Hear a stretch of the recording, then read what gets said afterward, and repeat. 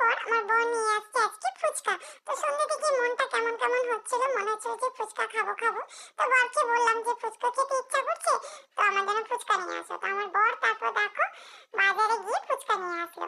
তো এখানে 30 টাকার ফুচকা ছিল, দেখো 30 টাকা কটা ফুচকা দিয়েছে দেখতে পাচ্ছ তোমরা।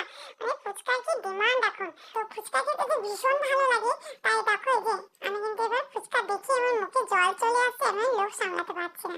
তাই দেখো আমি কিন্তু গপাত করে মুখে একটা ফুচকা ঢুকিয়ে নিলাম। ও ফুচকাটা খেতে যা লাগলো না বন্ধুরা, দারুণ লাগলো। এই দেখো আরেকটা ফুচকা নিয়ে এবার আমি মুখে ঢুকিয়ে দেবো। আর আমার বর বলছিল তোমার ভিডিও করতে করতে সব ফুচকা শেষ হয়ে যাবে, আমি একটা ফুচকাও খেতে পারবো না। তো বন্ধুরা দেখো আমি কিন্তু আরেকটা ফুচকা খেয়ে নিচ্ছি, আমার তো ভীষণ ভালো লাগছে বন্ধুরা। তোমাদের কার কার ফুচকা খেতে ভালো লাগে অবশ্যই কিন্তু আমাকে কমেন্ট করে জানাতে ভুলো না। আর আমার এই মিনি ব্লগটা কেমন লাগলো অবশ্যই কিন্তু জানিও বন্ধুরা।